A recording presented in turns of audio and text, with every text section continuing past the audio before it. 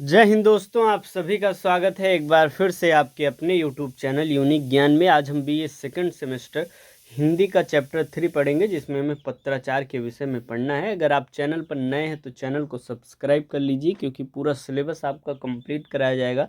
फिर previous year question papers भी बताए जाएंगे, मोस्ट इंपॉर्टेंट क्वेश्चंस भी बताए जाएंगे, जिससे आपका बहुत फ़ायदा होने वाला है। सीधे सीधे वहाँ से प्रश्न आपको देखने को मिलते हैं। क्वेश्चन पेपर इसलिए कराया जाता है कि आपको पता चल जाता है कि किन टॉपिक से प्रश्न अधिक पूछे जा रहे हैं, और वही प्रश्न आने की संभावना भी रहती है। तो चैनल को सब्सक्राइब कर लीजिए। कोई भी डाउट हो कमेंट सेक्शन में आप पूछ सकते हैं, लेक्चर से रिलेटेड, या फिर जो भी आपकी यूनिवर्सिटी से नोटिफिकेशंस दी जाती हैं, नोट्स दिए जाते हैं फ्री ऑफ कॉस्ट, वो सभी टेलीग्राम चैनल पर दिए जाते हैं, जिसका लिंक आपको डिस्क्रिप्शन बॉक्स में दिया गया है, वहाँ से आप ज्वाइन कर सकते हैं। चलिए देखते हैं हम पत्राचार के विषय में। पत्राचार आखिर होता क्या है।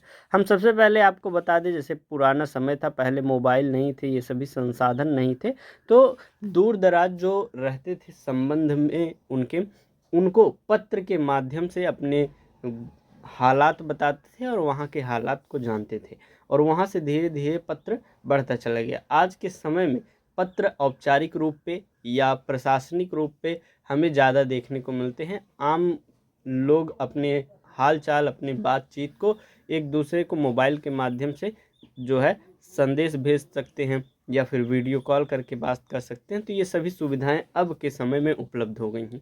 पत्र लेखन का अभिप्राय एवं महत्व की बात करें तो पत्र लेखन की परंपरा जो है अत्यधिक पुरातन है, क्योंकि पुराने समय में हमने बताया कि विभिन्न जो भी संसाधन अब के समय में उपलब्ध हैं वो नहीं उपलब्ध थे।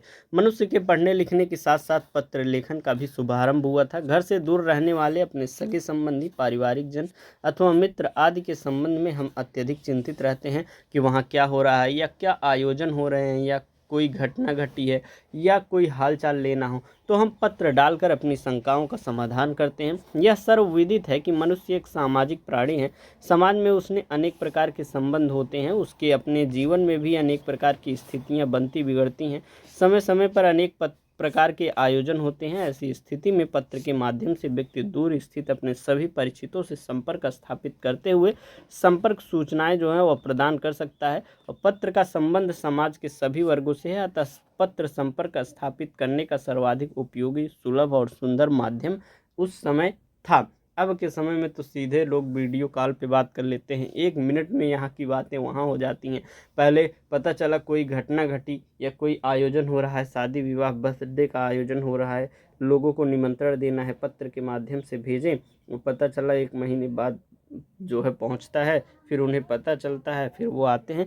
तो ऐसी व्यवस्था होती है। अब तो 1 मिनट में वीडियो कॉल लगाए, वहाँ क्या हो रहा है वो देख भी सकते हैं। बात जो होती है वो तो होती ही है, साथ ही साथ वहाँ पर क्या हो रहा है, क्या घटनाएं घट रही, कोई बर्थडे हो रहा, सेलिब्रेट किया जा रहा है, तो यहाँ के लोग उत्सुक हैं देखने के लिए, वीडियो कॉल कर दिए, वहाँ पर बर्थडे कैसे सेलिब्रेशन हो रहा है देख ले रहे हैं, या वीडियो के माध्यम से वो भेज दे रहे हैं, देख ले रहे हैं। तो ये सभी बातें अभी सुख सुविधाएं जो हैं उपलब्ध हो गई हैं। पत्राचार की परिभाषा की बात करें तो समाज में रहते हुए व्यक्ति अपने विचारों के आदान प्रदान के लिए पत्रों का आश्रय लेता है। इसे ही पत्राचार अथवा पत्र लेखन कहते हैं। पत्र लेखन आज के समय में आधुनिक युग में एक कला के माध्यम से स्वीकार किया जा रहा है। पत्रों में भी आज कलात्मक अभिव्यक्ति प्रदान की जा रही है। इसी कारण साहित्य में पत्राचार को एक विधा के रूप में मान्यता प्रदान की गई है।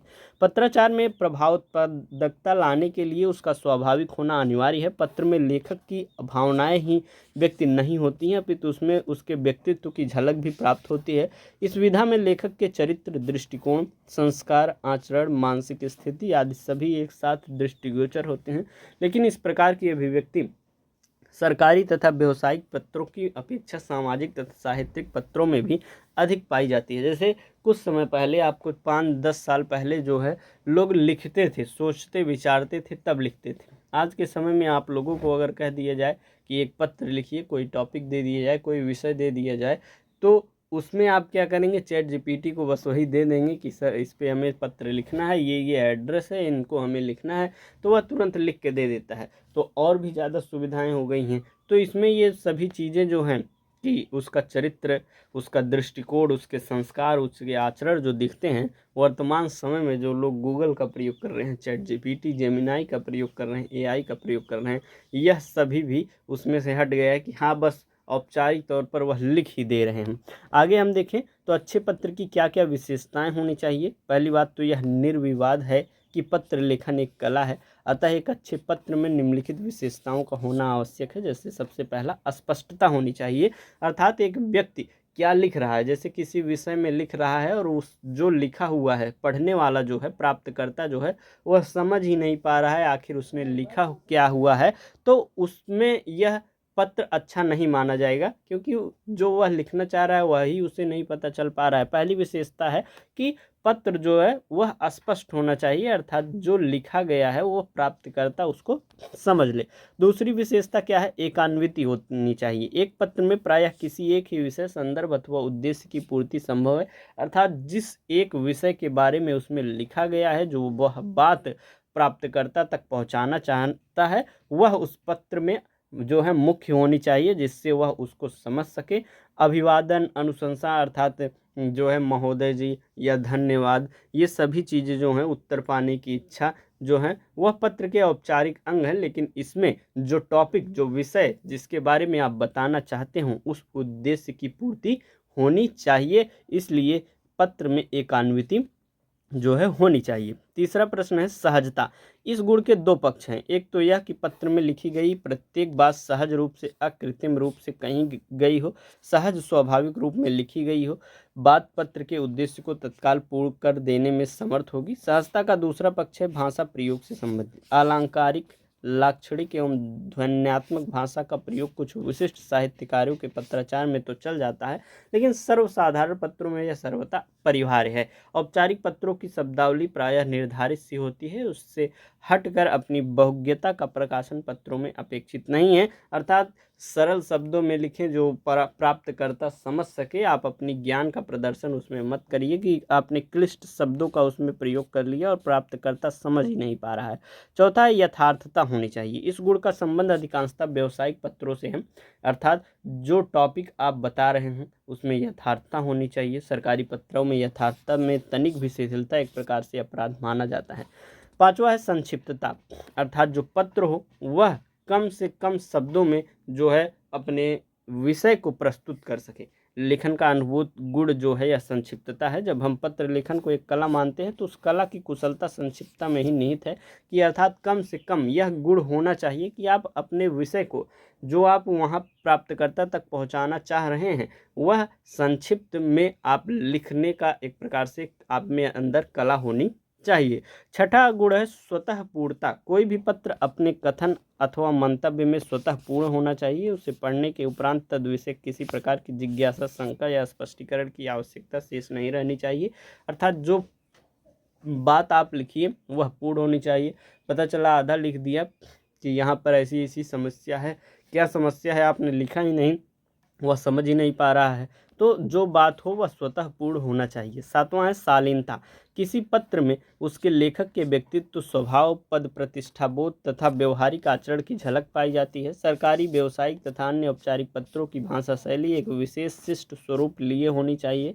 अस्वीकृति, शिकायत, खीस तथा नाराजगी भी शिष्ट भाषा में प्रकट की जाए तो उसका अधिक लाभकारी प्रभाव एक प्रकार से पड़ता है। आठवीं विशेषता है कि मौलिकता पत्र में होनी चाहिए। लेखन के संदर्भ में पत्र लेखन के संबंध में मौलिकता का आशय नवीनतम एवं ताजगी से है। उसमें बातें तो प्रायः वही होती हैं जो प्रतिदिन लिखी जानी चाहिए, लेकिन उसमें एक सी घिसी पिटी रटी रटाई शब्दावली का प्रयोग नहीं होना चाहिए।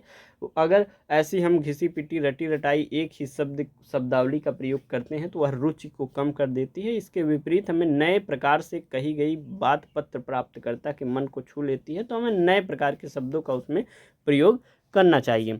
नौवीं विशेषता है प्रभावान्विति।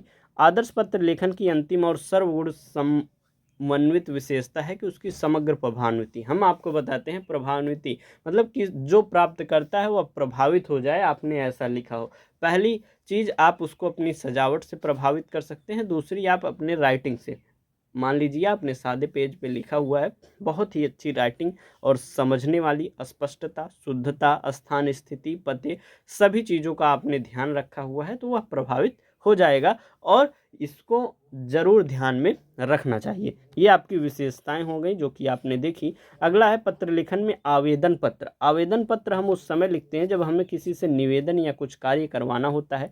आवेदन पत्र कई तरीक़ों से होते हैं, जैसे कि आप लिखते आए हैं स्कूल के समय से, छुट्टी के लिए प्रार्थना पत्र आप लिखते हैं, सेवा में श्रीमान प्रधानाचार्य महोदय, जो भी आपके स्कूल का नाम है। फिर आप विषय लिखते हैं, फिर उसके बाद आप शुरू करते हैं महोदय, जो भी आपकी समस्या है, दूसरे जो सेक्शन है उसमें अपनी समस्या को बताते हैं और निवेदन करते हैं कि हमें इतने दिन की छुट्टी, हम इतने दिन का अवकाश प्रदान करने की कृपा करें। फिर आप अपना नाम नीचे लिखते हैं। तो ये एक आवेदन पत्र है। नौकरी के लिए आप आवेदन पत्र देते हैं, किसी समस्या को सुधारने के लिए आवेदन पत्र देते हैं, किसी को सूचना देने के लिए, व्यवसाय संबंधी इत्यादि चीज़ों में आप आवेदन पत्र देते हैं। आवेदन पत्र को हम मूलतः 3 भागों में बांट सकते हैं। इसके पहले भाग में जिसको आवेदन पत्र लिख रहे हैं उससे संबंधी अधिकारी के कार्यालय के नाम, साथ अधिकारी को संबोधन और अभिवादन दिया जाता है, जो कि हमने बताया।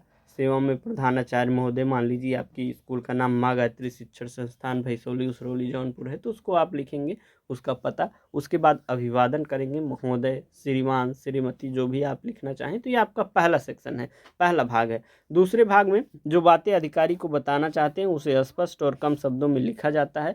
यह भाग सबसे महत्वपूर्ण भाग होता है। तीसरे और अंतिम भाग में आवेदन पत्र के सबसे नीचे दाएं तरफ अपना आप नाम लिखते हैं। यहाँ पर जो है आपका जो है शिष्य अपना नाम फिर आप उसमें लिखते हैं। तो आवेदन पत्र में अभिवादन के तौर पर महोदय, महोदया, श्रीमान, श्रीमती, सुश्री लिखते हैं और समापन के समय धन्यवाद, सधन्यवाद या साधुवाद आप लिख सकते हैं। ये आपने जाना आवेदन पत्र होते क्या हैं। आवेदन पत्र को लिखते समय हमें किन बातों का ध्यान देना चाहिए। सबसे पहला, आवेदन पत्र सरल और कम शब्दों में लिखा जाना चाहिए। दूसरा, आवेदन पत्र में विषय लिखना बहुत ज़रूरी है।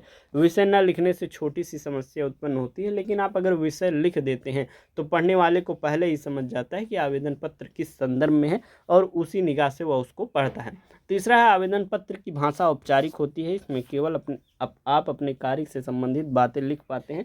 ये नहीं कि अनावश्यक चीज़ें आप उसमें लिखते जाएं कि हाँ मैं बीमार हो गया था, यहाँ गया था, वहाँ गया था, वहाँ से जो है मौसम बदल गया, पानी बदल गया, इसलिए मैं बीमार हो गया और आते समय, तो ये सभी चीज़ें नहीं लिखेंगे। आप सीधे बताएंगे कि हाँ मैं बीमार हूँ, इसलिए मैं अवकाश चाहता हूँ, तो उसको आप लिखेंगे सीधी सीधी बात। उसमें कोई भी अनावश्यक बातें आपको नहीं लिखनी होती हैं। ये तीनों बातें जो है आवेदन पत्र लिखते समय हमें ध्यान में रखना चाहिए। विद्यार्थी अपने आवेदन पत्र में क्या क्या विषय पर लिख सकते हैं, जैसे कि टीसी लेने हेतु, अवकाश हेतु, फीस माफ़ी हेतु, बैंक से पासबुक से प्राप्त करने हेतु, परीक्षा में बैठने हेतु, शिक्षक के अभद्र व्यवहार की शिकायत हेतु जो है विद्यार्थी आवेदन पत्र लिख सकते हैं।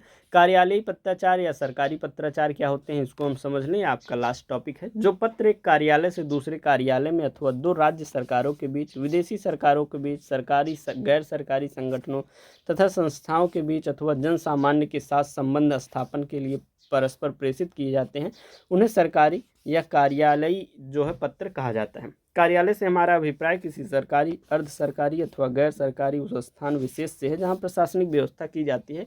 कुल मिलाकर प्रशासनिक जो व्यवस्था होती है, प्रशासनिक जो कार्य होते हैं, उसमें प्रयोग किए जाने वाले जो पत्राचार हैं वही कार्यालयीय पत्राचार कहलाते हैं। इसी कारण हम उन्हें शासकीय या प्रशासकीय पत्र भी कहते हैं। सरकारी कार्यालयों द्वारा भेजे जाने वाले सभी पत्रों के प्रारूप अलग अलग तैयार किए जाते हैं, अतः इस आधार पर सरकारी कार्यालय में प्रचलित पत्राचार के विभिन्न रूप एक प्रकार से पाए जाते हैं। सरकारी पत्र क्या होते हैं? सरकारी पत्र, इसे शासकीय पत्र भी कहा जाता है। सरकारी पत्रों का प्रयोग विभिन्न कार्यालयों, संस्थाओं, निकायों, निगमों, सार्वजनिक उद्योगों, बैंकों तथा कंपनियों के साथ संपर्क तथा दूरसंचार के उपयुक्त माध्यम के रूप में किया जाता है। सरकारी पत्राचार की विशेषताओं की बात करें तो इसमें तथ्यात्मकता होनी चाहिए, सत्यता, अपूर्णता, संक्षिप्तता, शिष्टता, क्रमबद्धता, निश्चित प्रारूप और भाषा शैली इसकी होनी चाहिए। अर्थात जो सरकारी पत्र है, प्रशासनिक जो शब्दावलियाँ हैं, पारिभाषिक शब्दावलियाँ, उसका प्रयोग होना चाहिए। ये सभी जो क्लासेस कराई जा रही हैं, आपको इसको नोट्स भी प्रोवाइड कराए जा रहे हैं। इसको हम आपको बता देते हैं कहाँ प्रोवाइड कराए जा रहे हैं। आप इस नंबर पर मैसेज करेंगे 86 048 46 796 पे।